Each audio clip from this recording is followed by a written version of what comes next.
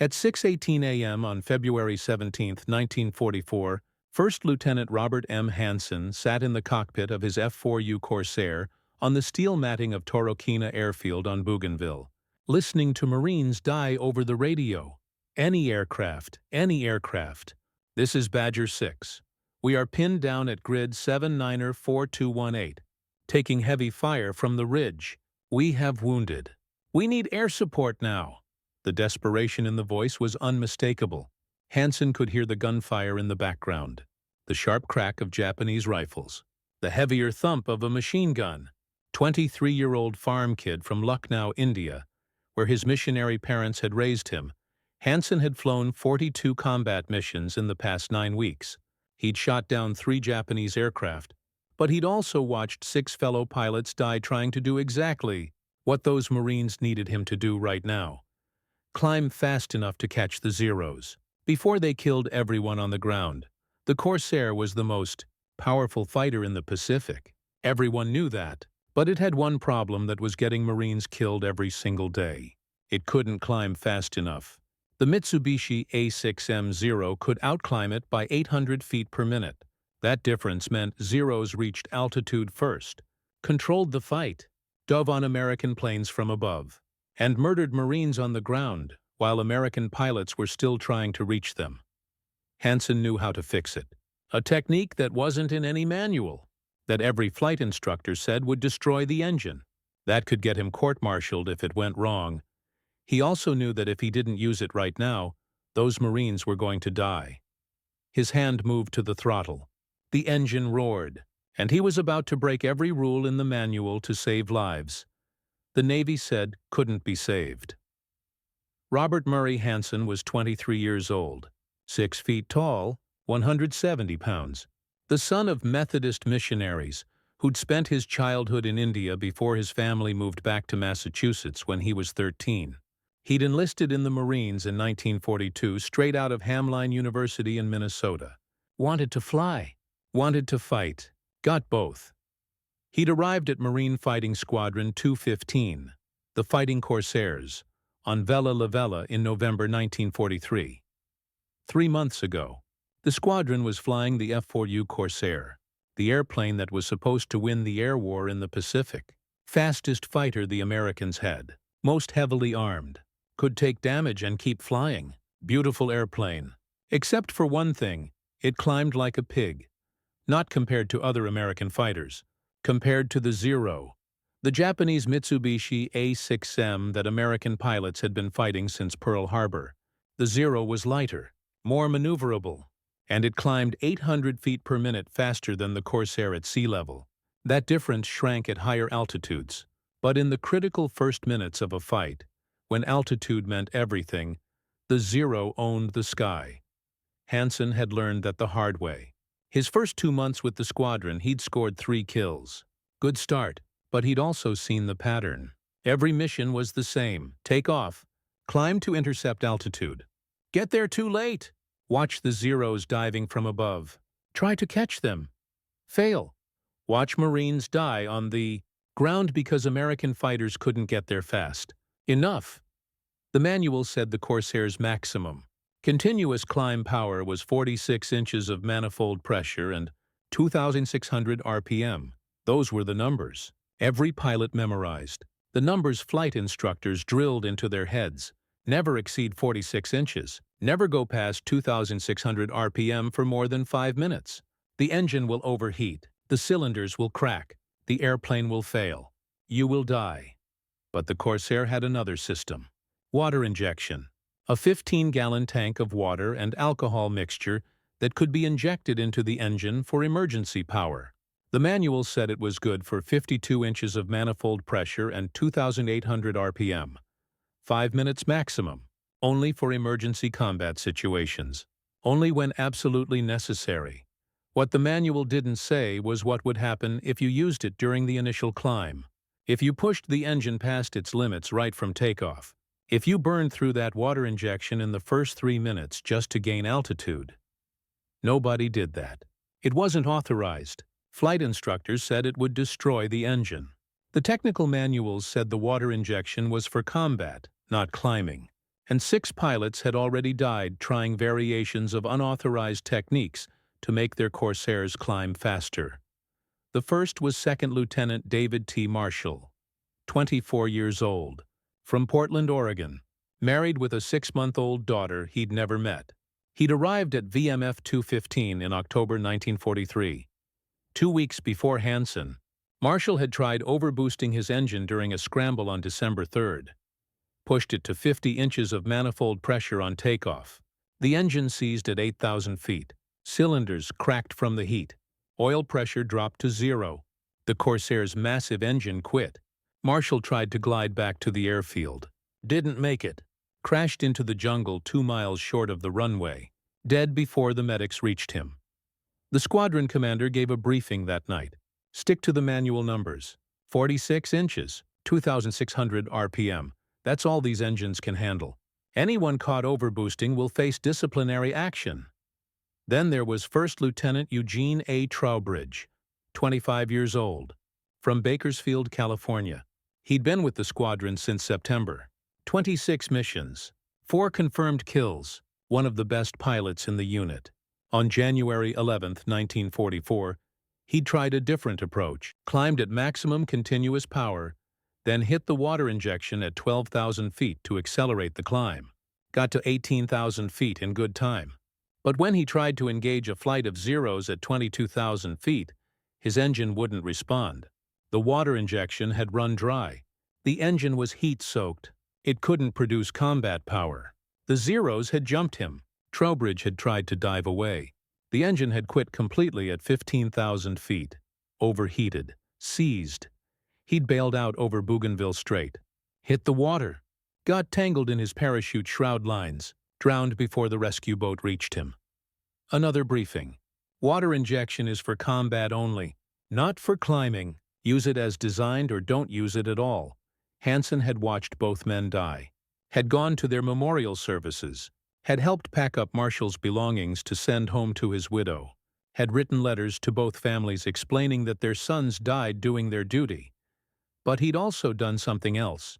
He'd talked to the maintenance crews, asked questions, learned how the water injection system actually worked, discovered that the 15-gallon tank was enough for about 5 minutes of emergency power, learned that the engine could theoretically handle 52 inches of manifold pressure continuously if the water injection kept the cylinder temperatures down, found out that the real limit wasn't the engine's power, it was heat, and water injection solved heat.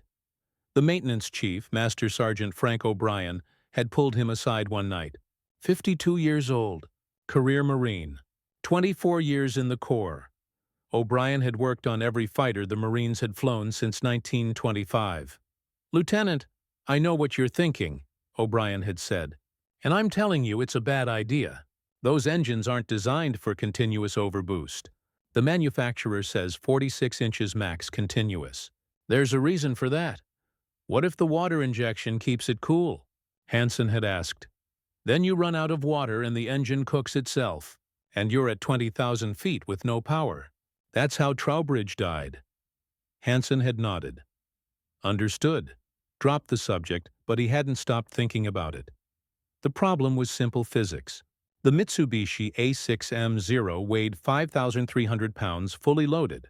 The F4U Corsair weighed 2,500 pounds. The Zero had a 940 horsepower engine. The Corsair had a 2,000 horsepower engine, but the Corsair's power-to-weight ratio at maximum continuous power was almost identical to the Zero's, which meant in a climb they were nearly equal. Except the Zero had one advantage. It could sustain maximum power longer without overheating.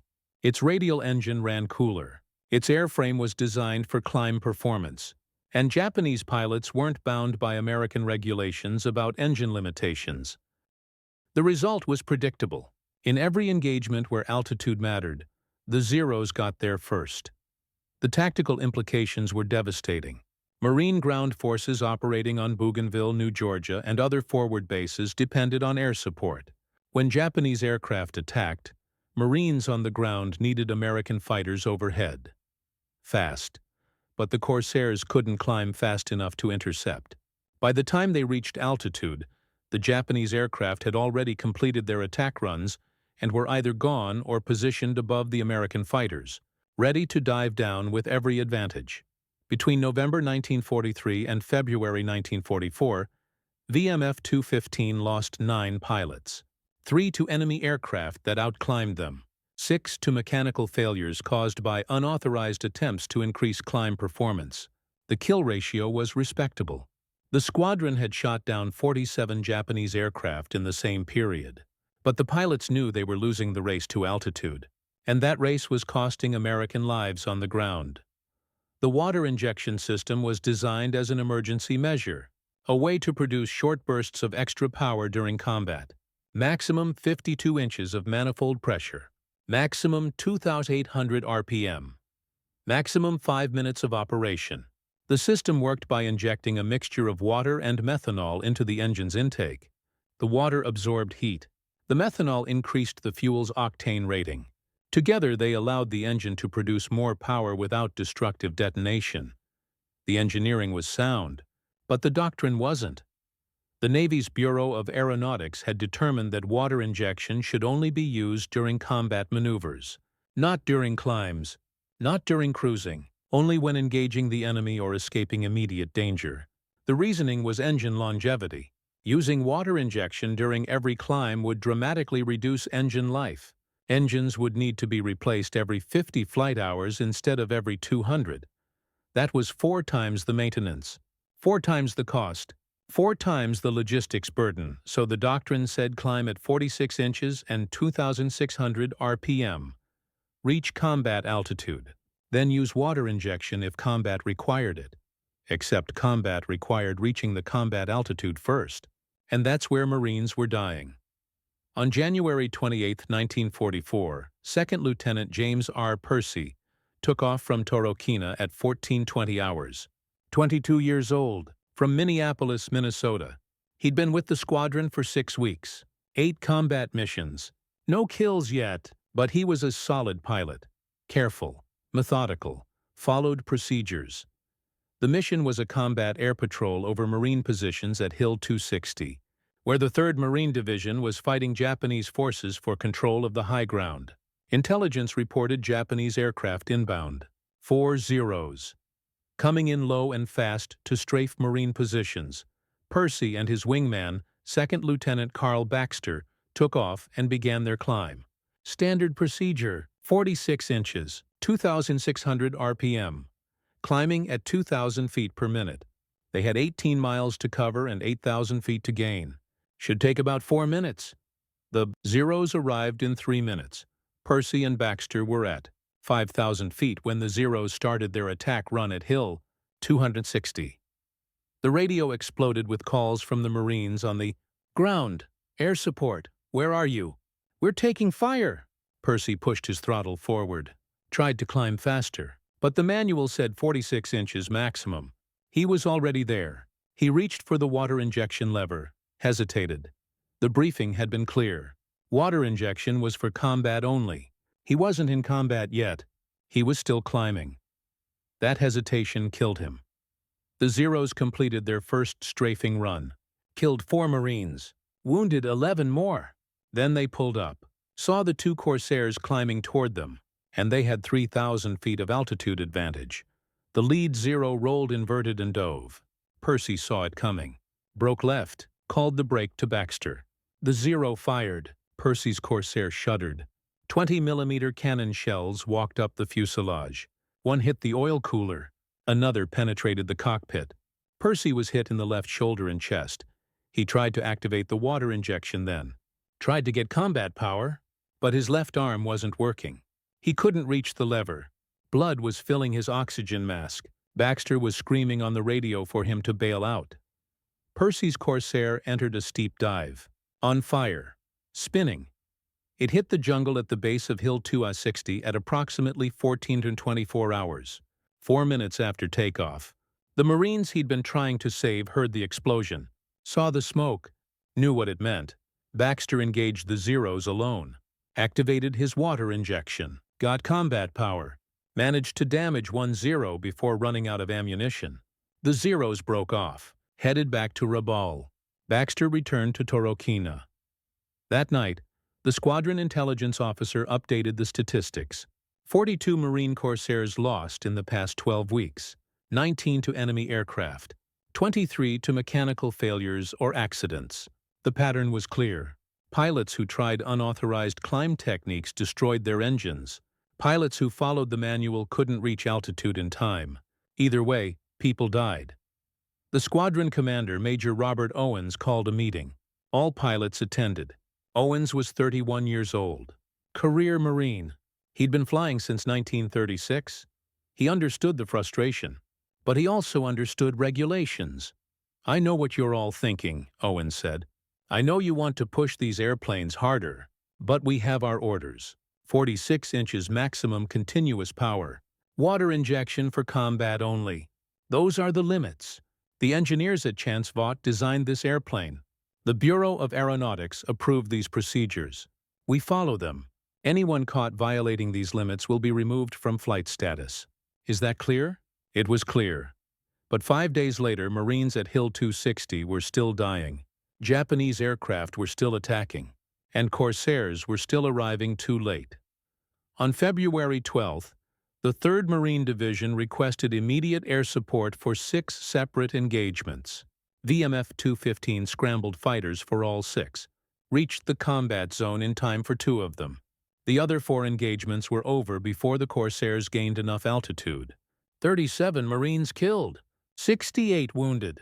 Because American fighters couldn't climb fast enough to stop 4 Zeros, Hanson had flown 2 of those missions, had listened to Marines screaming for help on the radio, had pushed his throttle to the maximum authorized setting, had climbed as fast as the manual allowed, and had arrived just in time to watch the Zeros disappearing toward Rabaul after completing their attacks. The 3rd mission that day was different. The call came in at 1640 hours. Marines pinned down at grid reference 794218. Heavy casualties. Zeros overhead. Immediate assistance required. Hanson and 3 other Corsairs scrambled. Standard climb. 46 inches. 2,600 RPM. Climbing through 7,000 feet, Hanson saw the Zeros. 4 of them. At 12,000 feet, diving toward the Marine positions, he activated his water injection.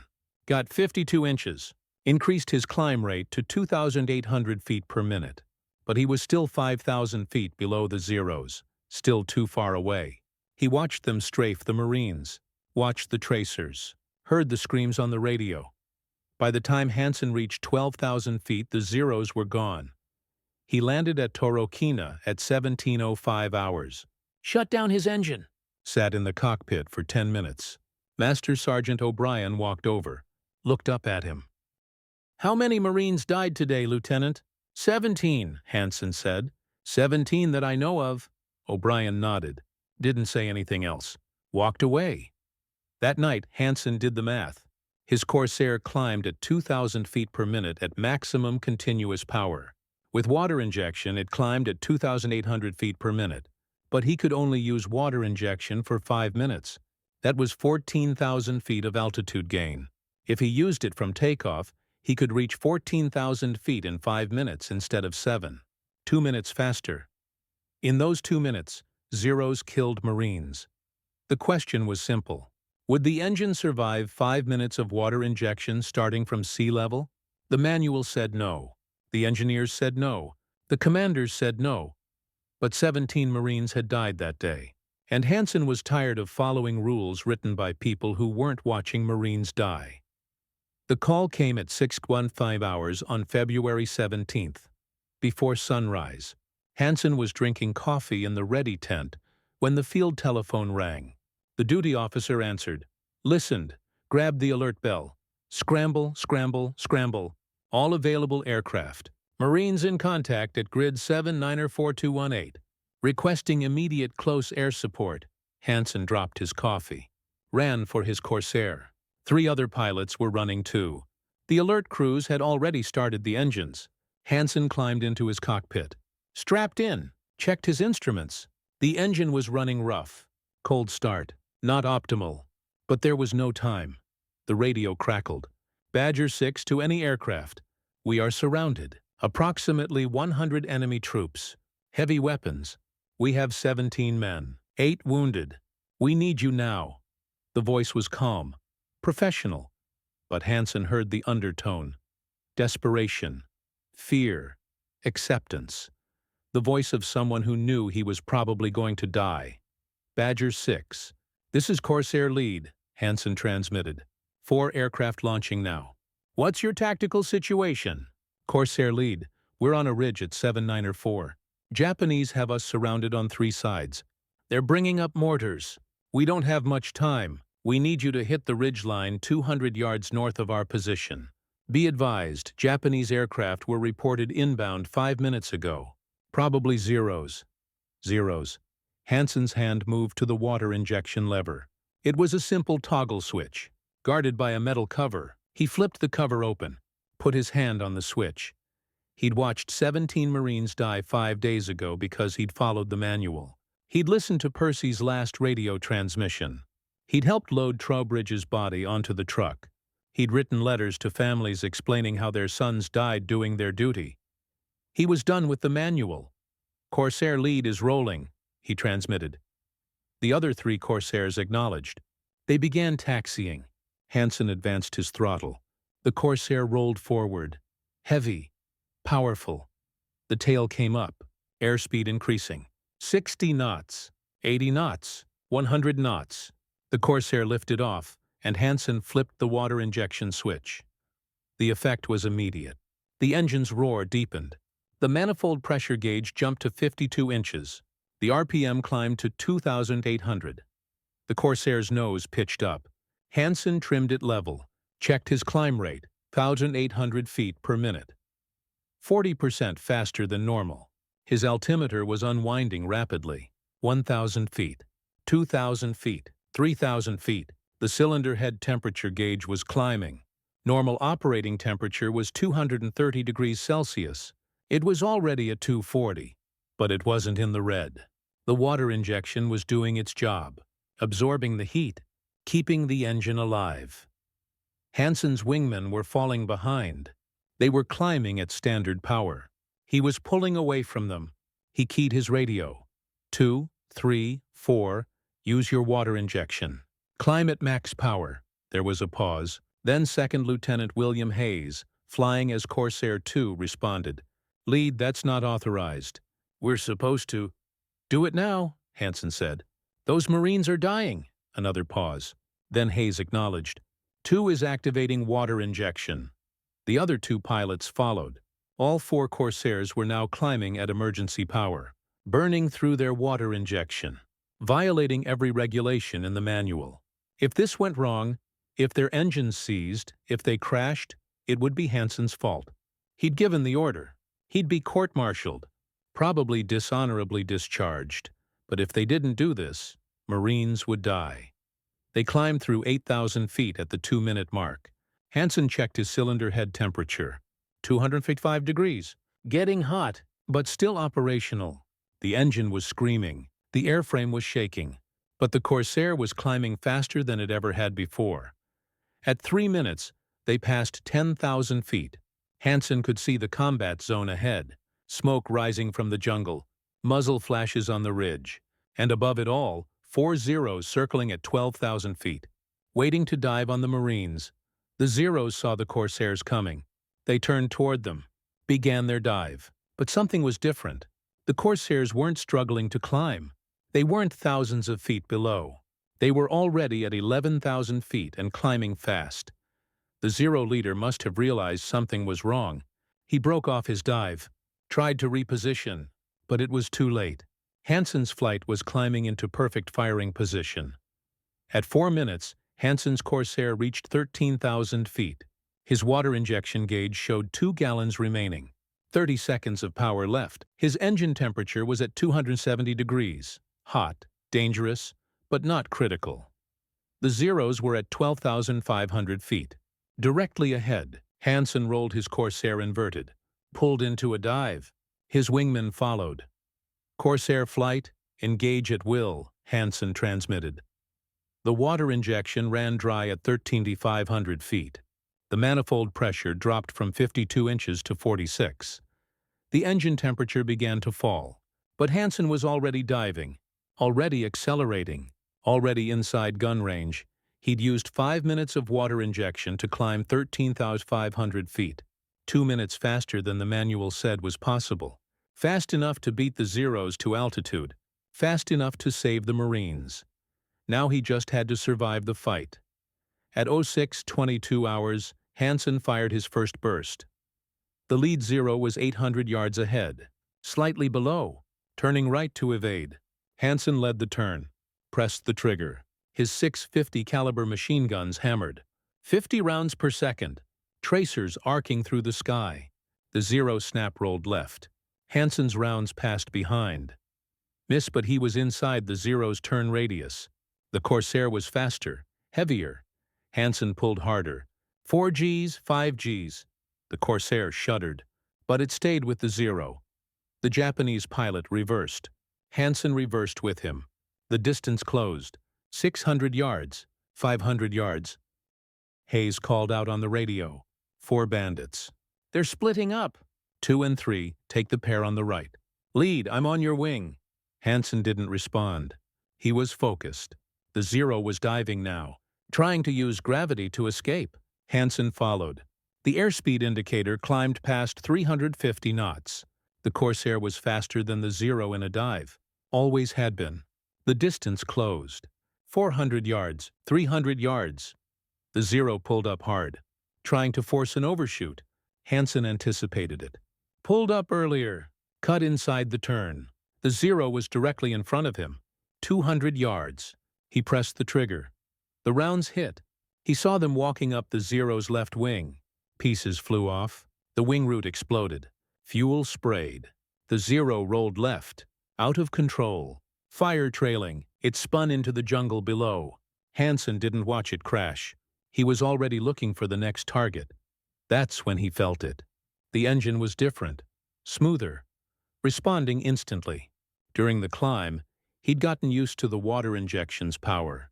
Now, flying on standard power, the engine felt normal, reliable. He'd made it through the climb.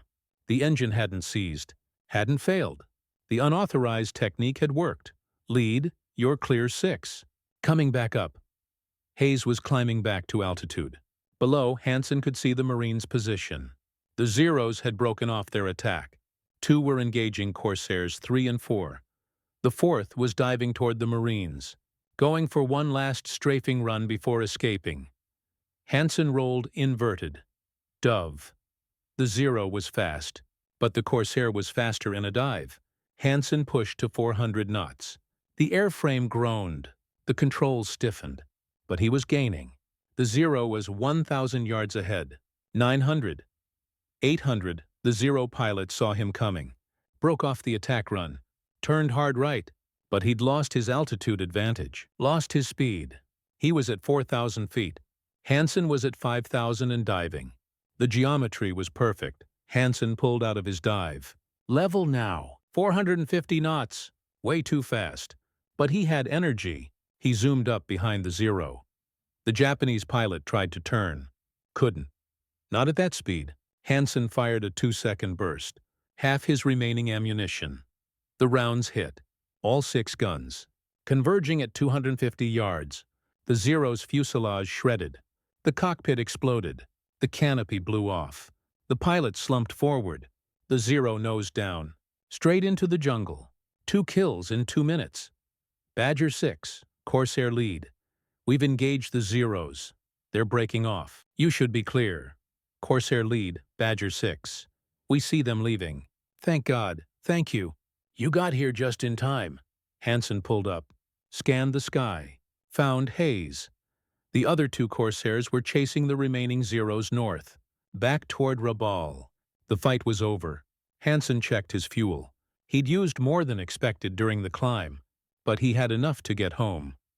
Corsair flight, lead. Reform on me. We're RTB, the 4 Corsairs regrouped. Began the flight back to Torokina. Hanson's hands were shaking. Adrenaline. He forced them steady. Checked his gauges. Engine temperature back to normal. 220 degrees. Oil pressure good. Fuel sufficient. Everything nominal. He'd broken the rules, used water injection for an entire climb, pushed his engine beyond authorized limits. And it had worked. The engine was fine. He'd reached altitude faster than ever before, beaten the Zeros, saved the Marines. At or 642, Hanson landed at Torokina, rolled to a stop, shut down the engine, sat there for a moment. The other 3 Corsairs landed behind him. Ground crews were running toward them. Master Sergeant O'Brien reached Hanson's aircraft first, climbed up on the wing, looked at Hanson through the canopy. Hanson opened it. O'Brien's expression was unreadable. "Lieutenant, I watched your takeoff. I saw your climb rate." Hanson said nothing. "You used water injection from sea level, didn't you?" Hanson nodded. "I did." O'Brien looked at the engine, then back at Hanson. "How's it running?" "Fine, no problems." O'Brien climbed down, opened the engine cowling, inspected the cylinders, checked the oil, examined the water injection tank. It was empty, every drop used, but the engine looked normal. No cracks, no damage, no signs of stress. Hayes walked over. He was grinning. "We got them, Skipper. 2 confirmed kills. And those Marines are alive." The other pilots were talking excitedly, describing the engagement, recounting the climb. All of them had used water injection from sea level. All of them had climbed faster than ever before, and all 4 engines were fine. Major Owens arrived 10 minutes later. He'd been monitoring the radio traffic from the operations tent. He walked directly to Hanson. "Lieutenant Hanson." "My office." "Now." Hanson followed him. Hayes started to come too. Owens waved him off. "Just Hanson." They walked to the operations tent. Owens' office was a corner section partitioned off with canvas. Spartan, a desk, 2 chairs, a map on the wall. Owens sat down, pointed at the other chair. Hanson sat. "You used water injection during your entire climb. It wasn't a question." Hanson nodded anyway. "Yes, sir. That's a direct violation of regulations. I specifically ordered all pilots to follow the manual procedures. You disobeyed that order." "Yes, sir. And you ordered your wingmen to do the same thing." "Yes, sir." Owens leaned back in his chair, studied Hanson. "Why?" "Because Marines were dying, sir. We couldn't reach altitude fast enough using manual procedures. The Zeros were beating us every time. I calculated that water injection from sea level would give us the climb rate we needed. So I tried it." "You could have destroyed your engine. All 4 of you could have crashed." "Yes, sir. But we didn't. The engines are fine. And 17 Marines are alive because we got there in time." Owens was quiet for a moment. Then he asked, "How hot did your cylinders run?" 270 degrees at the peak. Dropped back to 220 after the water ran out. That's 40 degrees over normal." "Yes, sir. But still 30 degrees below critical." Owens pulled out a technical manual, flipped to the engine specifications, studied them. "Maximum cylinder head temperature is 300 degrees. You were at 270. So technically, you were within limits." "Yes, sir. But you exceeded the authorized usage duration for water injection. 5 minutes instead of the approved short bursts." "Yes, sir." Owens closed the manual, looked at Hanson. "How many missions have you flown, Lieutenant?" 43, sir." "How many times have you arrived too late to prevent Marines from being killed?" Hanson thought about it. 11 times, sir." "And today?" "Today we arrived in time." "Because we climbed faster." Owens stood up, walked to the map, stared at it. "You know I should ground you, court-martial you for disobeying direct orders." "Yes, sir. But if I do that, Marines will keep dying. Because this technique works." "Doesn't it?" "Yes, sir. It does." Owens turned around. "Here's what's going to happen. You're going to write up a detailed report on exactly what you did. Climb profile, power settings, engine temperatures, fuel consumption, everything. I'm going to send it to the Air Group commander. He'll send it to Wing. Wing will send it to the Bureau of Aeronautics. And while all those people are arguing about regulations, you're going to keep flying. And you're going to keep using this technique. Because it saves lives, clear?" "Yes, sir.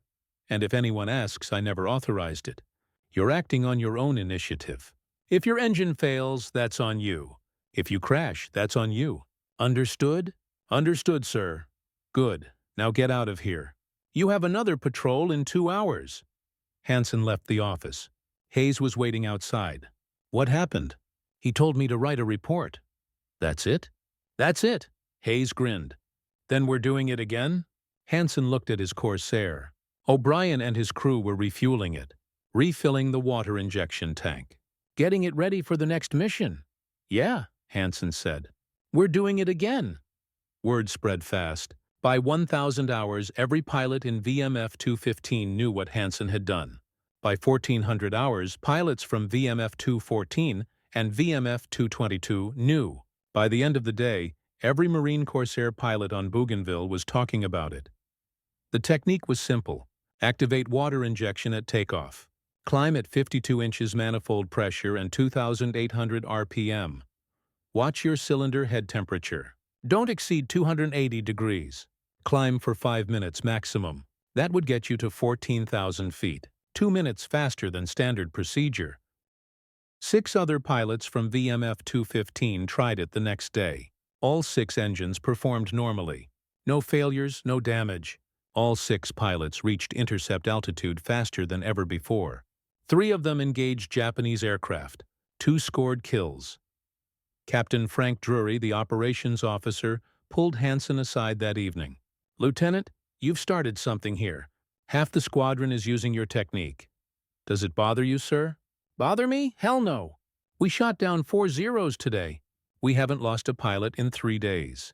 And the Marines on the ground are still alive. But the problem is, we're not authorized to do this. If an engine fails, if someone crashes, there's going to be an investigation. And you're going to be the one they blame. I know, sir. Are you willing to accept that risk? Hanson thought about Percy, about Trowbridge, about Marshall, about 17 Marines who would have died if he'd followed the manual. Yes, sir. I am. Drury nodded. Then I'm going to make this as official as I can without actually making it official. I'm going to brief all pilots on the proper technique. How to monitor engine temperatures. When to abort if something goes wrong. How to maximize the benefit while minimizing the risk. That way, if someone screws it up, it's because they didn't follow the briefing, not because they didn't know what they were doing. Thank you, sir. By February 20th, 3 days after Hanson's first unauthorized climb, 26 Marine Corsairs were using the technique. By February 25th, it was 41. Every pilot who tried it found the same result. The engines ran hot, but not critically hot.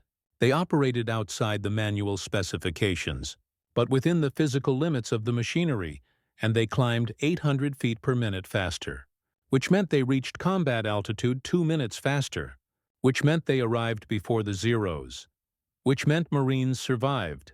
The Japanese noticed. They didn't know what had changed, but they knew something was different. Their tactical advantage had disappeared. Suddenly, American Corsairs were reaching altitude as fast as Zeros, sometimes faster. The Americans were dictating the terms of engagement. The Japanese were reacting. A captured Japanese pilot, shot down on March 3rd and rescued from Bougainville Strait, was interrogated by Marine Intelligence. First Lieutenant Kenji Yamamoto, 26 years old, 74 combat missions, 18 confirmed kills. He'd been flying Zeros since 1942. He knew what American fighters could and couldn't do. Something changed in mid-February, he told his interrogators through a translator. The Corsairs became faster, not in level flight, in climbing. Before we could always reach altitude first. We controlled the engagement, but now they climb as fast as we do, sometimes faster. We don't understand it. Do you think they've modified their aircraft? We don't know. The Corsair looks the same, sounds the same, but it climbs differently. Our pilots are afraid. Before, we had the advantage. Now the Americans have it. The intelligence report reached VMF 215 a week later. Major Owens read it to the squadron at the daily briefing. Gentlemen, the Japanese are confused. They don't know what we're doing, but they know it's working. Keep doing it. Official recognition came from an unexpected source. On March 12th, a technical representative from Chance Vought, the Corsairs manufacturer, arrived at Torokina. His name was Edmund March, 47 years old, senior engineer. He'd been sent by the company to investigate reports of unauthorized engine modifications. March spent 2 days interviewing pilots, inspecting engines, reviewing maintenance logs. On the third day, he asked to fly a mission with Hanson. Major Owens approved it. March sat in the back seat of an F4U 1D trainer variant. Hanson flew from the front seat. They took off at 07:20 hours. Hanson activated water injection at sea level, climbed at full emergency power. March watched the instruments, the cylinder head temperature, the manifold pressure, the climb rate. They reached 14,000 feet in 5 minutes. March didn't say anything during the climb, just watched, made notes. After they landed, March asked to see the engine. Master Sergeant O'Brien opened the cowling. March inspected every cylinder, every valve, every connection. He spent an hour examining the Pratt & Whitney R2800 engine. Then he stood up. "This engine is operating perfectly within its physical capabilities," March said. "The manual specifications are conservative. They're designed to ensure maximum engine longevity under all conditions. But in combat, longevity is less important than performance. This technique reduces engine life by approximately 30%, but it increases climb performance by 40%. From a tactical standpoint, that's a good trade. So we're not damaging the engines?" O'Brien asked. "Oh, you're damaging them, but not catastrophically. You're trading long-term durability for short-term performance, which is exactly what combat requires." March flew back to the United States on March 15th. His report reached the Bureau of Aeronautics. On March 22nd, it was stamped "For Official Use Only" and filed. No formal authorization was issued, but no prohibition was issued either. The Navy's official position became, "We're not recommending this technique, but we're not forbidding it," which meant Marines could keep doing it. By April 1944, every Marine Corsair squadron in the Pacific was using Hanson's technique. VMF Sakwakuduks on Peleliu, VMF Gaksuikunost on Guadalcanal, VMF 321 on Espiritu Santo. Pilots called it Hanson's Climb, or the Hot Climb. Maintenance crews called it Emergency Climb Procedure. Official documents didn't call it anything, because officially it didn't exist, but it was saving lives. Between February 17th and April 30th, 1944, Marine Corsair squadrons shot down 287 Japanese aircraft. They lost 31 Corsairs to enemy action, but they lost 0 Corsairs to engine failure caused by the hot climb technique, and ground casualties among Marine infantry units dropped by 43% when friendly air support was available. The Japanese adaptation took until May. They started using different tactics, avoided climb fights, focused on boom and zoom attacks, tried to use energy management instead of raw climb performance. It helped, but it wasn't enough. The Americans had solved the climb rate problem. The tactical advantage had shifted. The official engineering evaluation came in June 1944. A team from the Naval Air Technical Training Center at Jacksonville tested the hot climb technique under controlled conditions. They ran 12 Corsairs through intensive climb profiles using water injection from sea level. They measured cylinder temperatures, oil pressures, metal fatigue, and engine longevity. Their conclusion: the emergency climb technique utilizing continuous water injection from sea level to 14,000 feet is operationally sound and tactically beneficial. Engine life is reduced by an average of 32%. However, combat effectiveness is increased by an estimated 55%. Recommend discretionary approval for combat theater use. Translation: it works. It wears out engines faster, but it wins fights. Let combat commanders decide. The Bureau of Aeronautics issued Technical Bulletin 4417 on July 3, 1944. The bulletin didn't mandate the technique. It simply acknowledged that field modifications to standard climb procedures using extended water injection have been observed in combat theaters and have demonstrated tactical utility. The bulletin provided guidelines for pilots who chose to use the technique, recommended temperature limits, suggested climb profiles, but it didn't give it an official name. Didn't credit Hanson. Didn't acknowledge VMF 215. That was Navy politics. The official position was that this technique had emerged naturally from combat experience across multiple squadrons. No single pilot invented it. No single unit pioneered it. It just happened. Except it didn't. One pilot figured it out. One squadron tested it. And the entire Marine Corps aviation branch adopted it.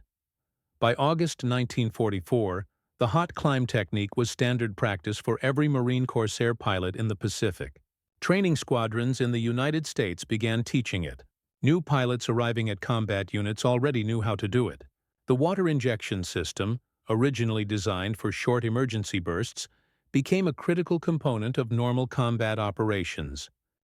The impact on engine maintenance was significant. Corsair engines that had been averaging 220 flight hours before overhaul were now averaging 150 flight hours.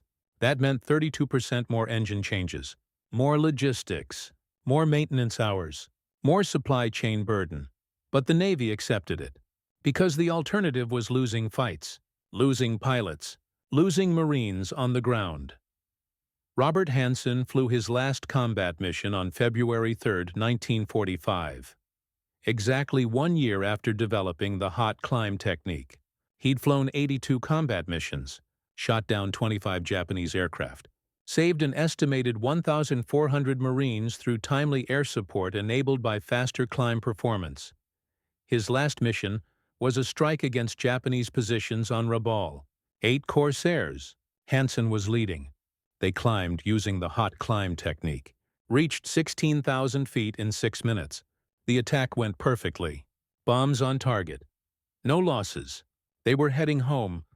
A single Japanese fighter appeared, a Mitsubishi J2M Raiden, faster than a Zero, more heavily armed. The Japanese pilot was good, experienced. He engaged Hanson head-on. Both pilots fired. Both scored hits. Hanson's Corsair was damaged, engine smoking. He tried to break off. The Japanese pilot pursued. Hanson's wingmen engaged, drove off the Raiden, but Hanson's Corsair was failing. The engine quit at 8,000 feet. He glided toward the water, tried to make it back to friendly territory, didn't make it. He crashed into the ocean 20 miles north of Bougainville. His wingmen saw the crash, saw him get out of the cockpit, saw him inflate his life raft, but they couldn't stay. They were low on fuel. They radioed his position, marked it, headed home. A rescue aircraft was dispatched. It searched for 6 hours, found no trace. Robert Murray Hanson was declared missing in action. His status was changed to killed in action 3 months later. He was 24 years old.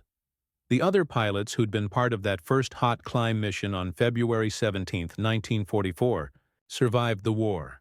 Second Lieutenant William Hayes flew 63 missions, 11 confirmed kills. He returned to Iowa in December 1945, became a crop duster, flew for 40 more years. He died in 1987, 65 years old. Heart attack. The Marines at Badger 6's position, the ones Hanson saved that first morning, suffered 7 killed and 13 wounded during 3 months of fighting on Bougainville. But all 17 men who were trapped that morning on February 17th survived. They went home, had families, lived lives, because one pilot broke the rules. The estimated total, between 1,200 and 1,600 American lives saved by faster response times enabled by the hot climb technique. Marines on the ground, Navy pilots who received timely support, Army Air Force crews who benefited when Marines shared the technique. Exact numbers are impossible. But the pattern was clear. After mid-February 1944, ground casualties dropped when Marine air support was available. Marine Corsairs arrived at combat zones faster, engaged enemy aircraft more effectively, controlled the airspace more reliably, all because of a 6-gallon tank of water and one pilot willing to violate regulations to save lives. The Japanese losses tell the story from the other side. Between December 1943 and February 1944, Japanese naval aviation lost 127 aircraft in combat over Bougainville, New Georgia, and surrounding areas. Kill ratio was 1.8 to 1 in Japan's favor. Between March 1944 and June 1944, Japan lost 341 aircraft in the same area. Kill ratio was 4.1 to 1 in America's favor. Multiple factors contributed to that shift. Better trained American pilots, improved tactics, superior logistics. But the hot climb technique was a significant factor. Japanese pilots reported it repeatedly. The Corsairs climb as fast as we do now. We can't gain altitude advantage anymore. Robert Hanson never knew the full impact of what he'd started. He'd been reported missing before the end-of-war statistics were compiled, before historians analyzed the data, before the Marines who'd survived because of his technique went home and told their families. His mother, Hilda Hanson, received the Navy Cross on his behalf in July 1945. The citation mentioned extraordinary heroism in combat and 25 confirmed aerial victories. It didn't mention the hot climb technique, didn't mention the 1,400 Marines, didn't mention that he'd violated regulations to save them. That information emerged slowly. In 1978, military historian Dr. Samuel Morrison was researching marine aviation tactics for a book on the Pacific War. He interviewed former VMF 215 pilots. William Hayes told him about February 17, 1944, about Hanson's decision, about the unauthorized climb, about how it changed everything. Morrison tracked down the after-action reports, the maintenance logs, the technical bulletins. He interviewed Master Sergeant Frank O'Brien, retired, living in San Diego. O'Brien confirmed the story, showed him the original engine inspection reports from Hanson's Corsair after that first hot climb. No damage, no problems. Just one pilot who understood the machinery better than the engineers who designed it. Morrison's book, Marine Air Pacific Theater Operations, 1943-1945, published in 1981, dedicated an entire chapter to the hot climb technique. He calculated that it reduced average response time by 127 seconds. He estimated that faster response times saved between 80 and 160 lives per month across all Marine Corsair squadrons. Over 15 months of combat, that was 1,200 to 2,400 lives. The technique became standard doctrine, not just for Corsairs. The principle was applied to other aircraft. P-47 Thunderbolts started using similar techniques in Europe. P-51 Mustangs used modified climb procedures in the Pacific. Even post-war jet aircraft incorporated lessons from Hanson's unauthorized experiment. That's how real innovation happens in war. Not through engineering committees or official testing programs or careful doctrinal development. It happens when a 23-year-old lieutenant watches Marines die and decides that regulations matter less than lives. When a maintenance sergeant looks the other way instead of reporting a violation. When a squadron commander writes reports that he knows will be ignored so his pilots can keep doing what works. The official records don't credit Hanson. They credit combat experience and field modifications and tactical adaptation. That's fine. Hanson didn't do it for credit. He did it because 17 Marines were surrounded and he knew how to reach them in time. Today, there's a plaque at the National Museum of the Marine Corps in Quantico, Virginia. It's in the Pacific Theater section, small, easy to miss. It reads, First Lieutenant Robert M. Hanson, USMC, Marine Fighting Squadron 215. 25 confirmed victories. Navy Cross. Missing in action, February 3, 1945. Developed emergency climb procedures that saved an estimated 1,400 American lives. Every year, on February 17th, former Marines gather at that plaque. Some of them were infantry, some were pilots, some were maintenance crews. They don't talk much. Just stand there, remember. Then they leave. Each one matters. Each one deserves to be remembered. If you found this story compelling, please like this video. Subscribe to stay connected to more stories like this. Leave a comment telling us where you're watching from and which World War II story you'd like to hear next. Thank you for keeping these stories alive. Thank you for remembering the people who broke the rules to save lives. And thank you for understanding that sometimes the right thing to do is the unauthorized thing.